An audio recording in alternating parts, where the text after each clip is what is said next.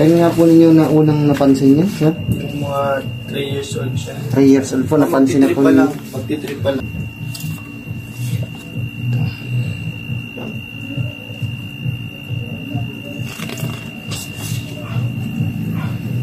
Basta sir, ang cellphone ha, huwag muna inyo pong pababa din.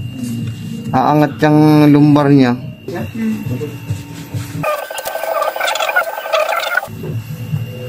Yan, may buko at saka pati umangat na din itong dalawa na to.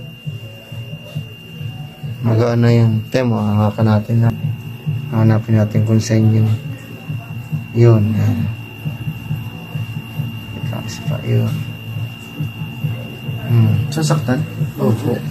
Iipit yung mga nerve niya. Tingnan natin sa kabila.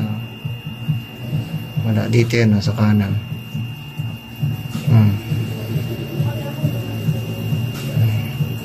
Kasi po pagka na may ganyang iskulyo, nahihila na kasi mga nerve natin dyan.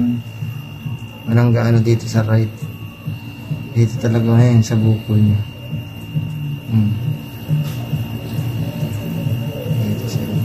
Batang lalaki na nakita ko.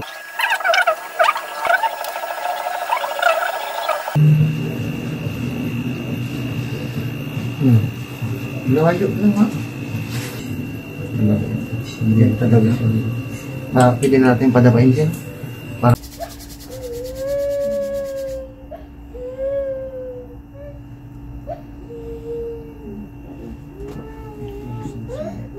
sige na, sige.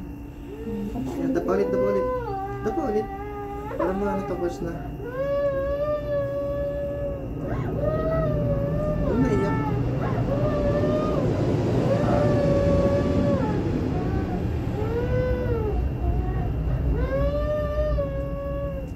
Kasi iyak para hindi ka nasipunin.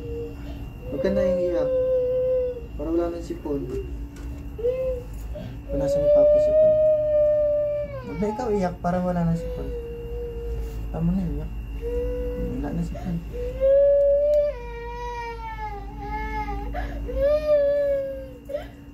Tama.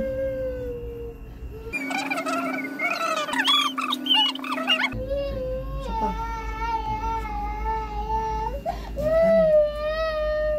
Tana.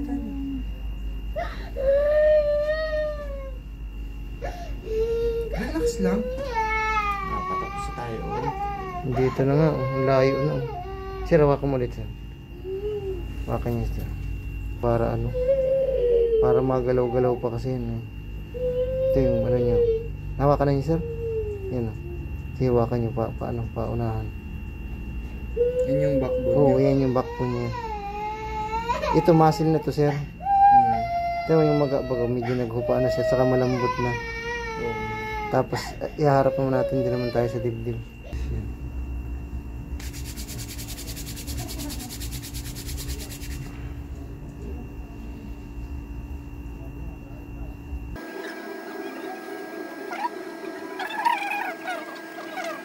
Kasi yung pagka may ano yung ano niya. Siya pag ay, dati po hindi pala niya na yan. Hindi niya may abot ng ganyan. Parang may natukod sa ano niya. Balikat. Ito kasi po sa ano, may nakasingit doon sa scapula niyang muscle spasm. Tapos itong bukol niya, sir. Kaya huwag muna niyong pansinin mga after 2 weeks, isang buwan. Pag wala na yan, ibig sabihin, lamig lang yung hangin lang niya dito. Pag hinawakan mo siya, pares yung buto niya. Pero pag hinawakan mo yung muscle niya, mas angat. Muscle lang yung ano.